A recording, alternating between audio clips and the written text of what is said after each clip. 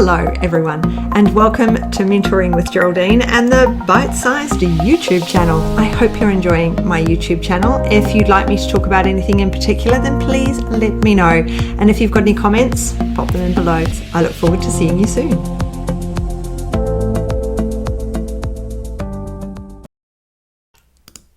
Hello everyone, and welcome to Mentoring with Geraldine and the bite-sized podcast. I thought I'd take a bit of a step back today and talk about mentoring and getting yourself a mentor. What does it mean to have a mentor and why we need them?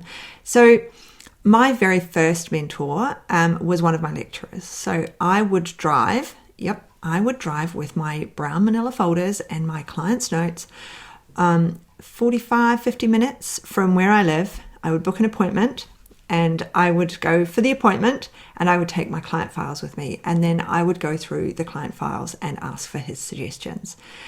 And I did that for a year, maybe two.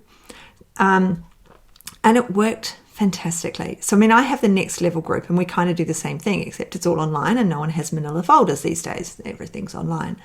But why did I need a mentor? I needed that support and that consistency to keep going.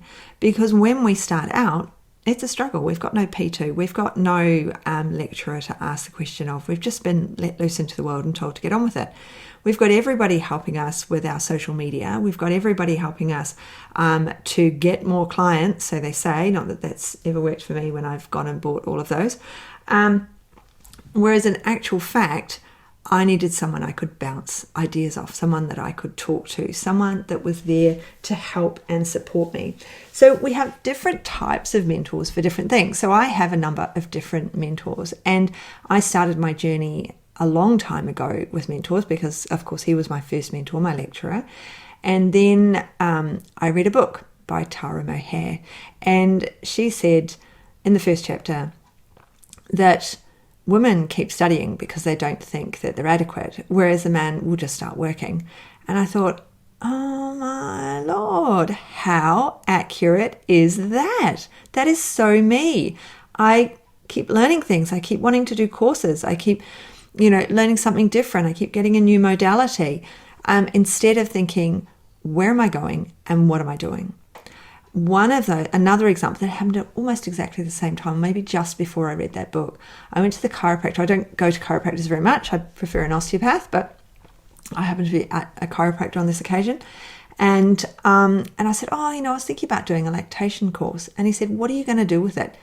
I know you've done tons of courses already. I know that you're really well qualified as a nurse and a naturopath. And so what are you going to do with that? And I was like, what am I going to do with that? I've got my basic lactation training from the UK when I did all my pediatric work and my neonatal work. So do I need to do the full-on course to get the certification to say that I'm a lactation consultant? Am I going to throw my all into lactation consultancy? Is that where I want to be and what I want to do? And I thought, no, it's not. It's another side thing. It's something else on the side. Whereas in actual fact, I need the support to do what I'm doing. And then after I'd seen him, then I read the Tara Moher book, and it just clicked into place. These nudges along the line of, I just have to get on. And I have to realize that I need different mentors for different stages and different things that I'm doing. So I've still kept studying. I've still gone and done lots of additional courses and learned new skills along the way because I can't resist them. But now I don't have the thoughts in my head that say, this is it. This is how I'm going to make my money. This is where I need to be to create the business I need to create because of this course. This course is just going to make it all different for me. Whereas in actual fact, the only thing that's going to make it different for me is seeing the clients and getting support when I'm seeing the clients. The only thing that's going to be different for me is that I'm trying to learn something else new and I'm confusing my clients. All right, because that's something that happens. We confuse our clients with the amount of modalities we have, especially when they're very different to what we're doing or to what they expect or what they paid for. So not all of my naturopathic clients want hypnotherapy. And my hypnotherapy clients don't want my naturopathic skills, even though with hypnotherapy I insist that they have the naturopathic skills as well, because I can see that the medical side of them needs looking after as well as the psychological side of them. So when we're picking our mentor, we need to go, what is it that I need? What is it that I enjoy? And will this be long-term or short-term? So with the Academy, people just stay. People are in it for ages. So that's different to, when I do my graduate mastery program, people are in it for 5 months. And then I'd say a quarter of them stay on and into the Academy. Not everyone does. So it's really interesting when we look at people's needs and how we all relate to other mentors and people that we need at the time. So after I'd done some work with Tara Maher, then I did some work with, I'm not going to say their name because I didn't actually get much out of it or enjoy it. It's a couple of blokes. So that wasn't really for me. Then I found another bloke who was very motivated and very, very American. So I paid quite a lot of money for that. And it took me a long time to really say to myself, not to spot or to understand, but to say to myself, I'm being sold to here. And this is too American for my situation, for who I am, and for who I am selling to, who my client base is. This just doesn't settle properly. This isn't right. And then, so I'd been at this quite a while. Then I went to, Tammy Guest was in Adelaide, and I went along and she said, there's a retreat involved. As soon as she said retreat, I put my hand up because I'd never been on retreat. So I really wanted to go on a retreat. So I have the retreat in the Academy coming up, and it's the first physical retreat ever, nothing like Tammy's.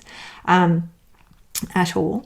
So because she's very different to me. And so that's the thing as well. We resonate with different people, don't we? So the way we do things is different with each person. How people resonate with us will often, that dictates how we resonate with them. What the work we do with them is. It might be that we start something and realize this just isn't for me, like with the American, and they're still contacting me and I still get emails from them all these years later. And then I go back and I think, I'll just have a look at the content. Might be something there that I've missed. And I always think to myself, no, there actually isn't.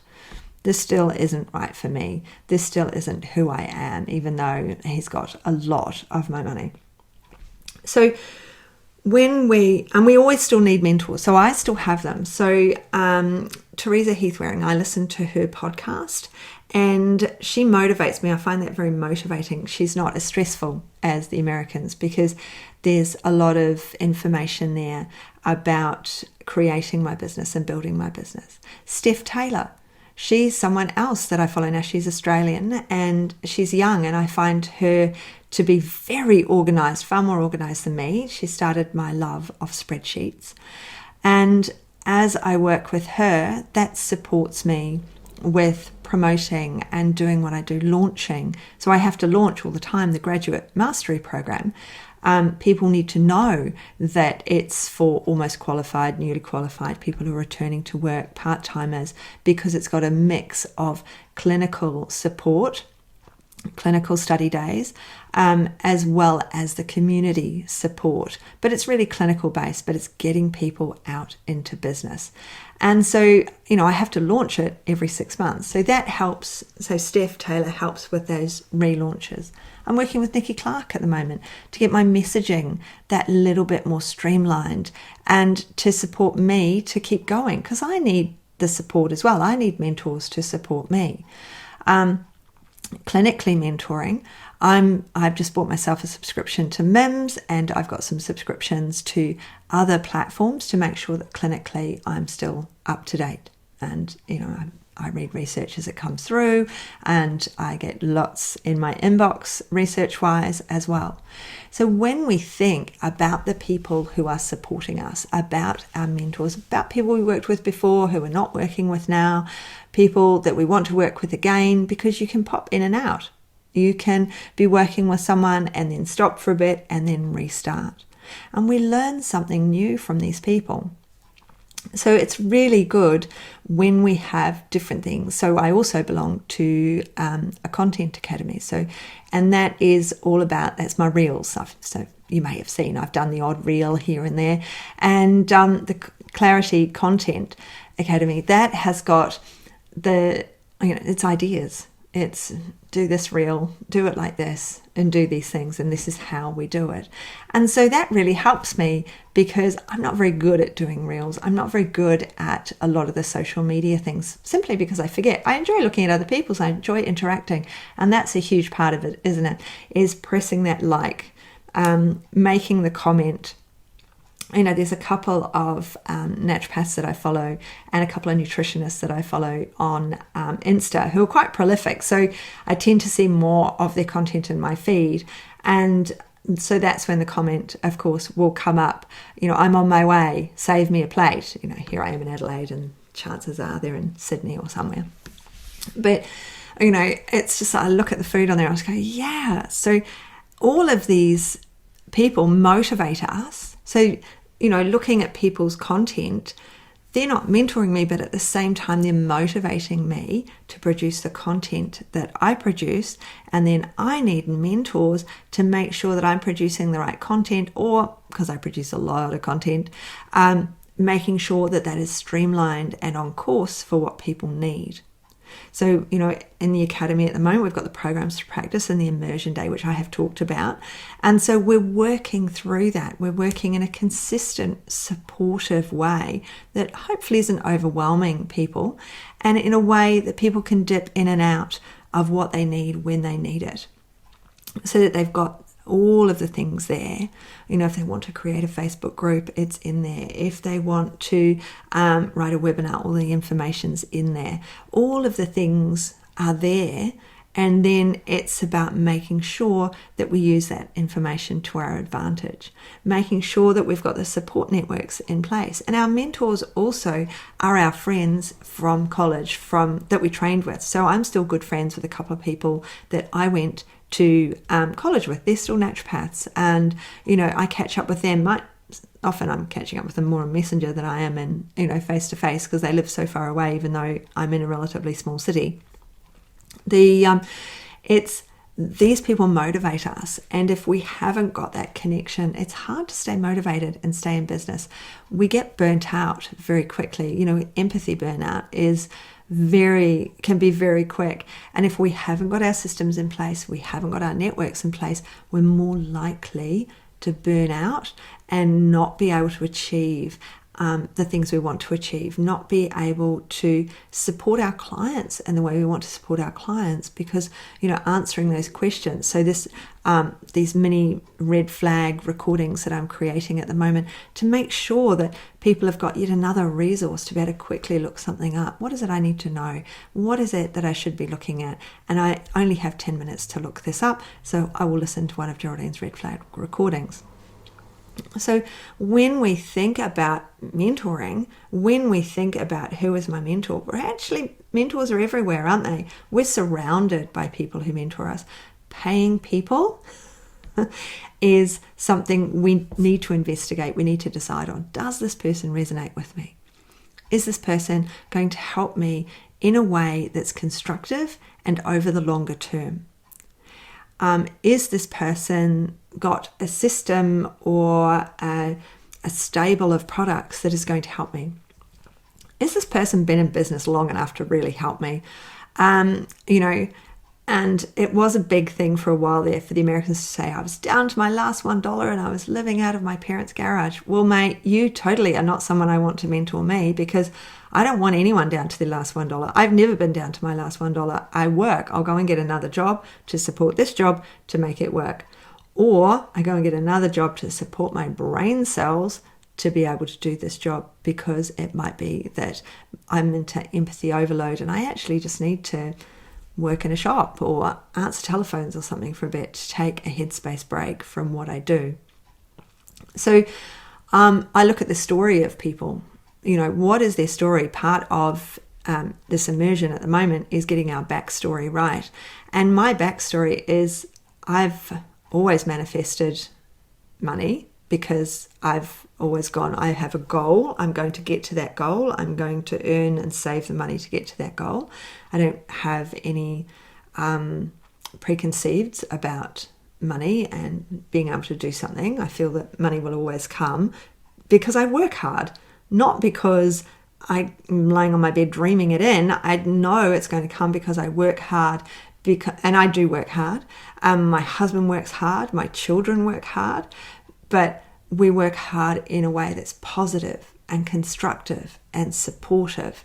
We work hard in a way that means none of us would think that we can't go out or we can't enjoy ourselves, but we can moderate our enjoyment to what's currently in our purse. So you can go down the beach rather than the cinema.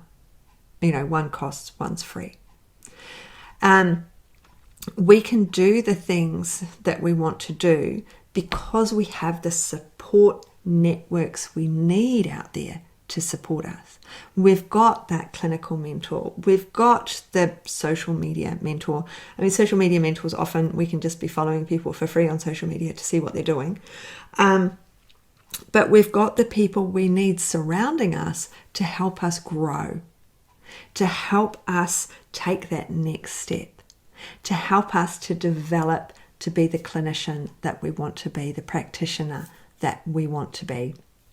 So the Academy is still open. It's still open for a little while. I will be closing the doors coming up to the retreat, to the virtual retreat, because everybody gets sent gifts and, 1 month's worth isn't going to cut it. So need you in the Academy sooner rather than later if you're not a member already. Then, I don't know. Let's put a little treat in this week. In the show notes, you'll find a little discount code so that you can take a little bit off your admission fee if you would like. So I'm going to leave it there today. I hope you have a really good one. I really just want you thinking. I really just want you putting your thinking cap on about who you need in your life that supports you, who you don't need, who you can get rid of. And that might be me. I don't know, but hope not. But, have a look around, see what's out there, see who's really going to support you. Look at the threads, look at the conversations in the groups. Hopefully you're part of Strictly Education and Support. And have a look at the threads, see what's out there, see what people are saying, but use your own intuition as well. Is this person going to help me on more than one level? Is this person going to help me emotionally as well as clinically, as well as all of the other areas that I need? What support do I need and how are they going to help me? I'm going to leave it on that note. Have an absolutely brilliant rest of day, and I look forward to speaking to you or hearing you, listening to you. Email me anytime, of course, on the next podcast. See ya. Thanks so much for joining me today. Don't forget to rate, review, and subscribe.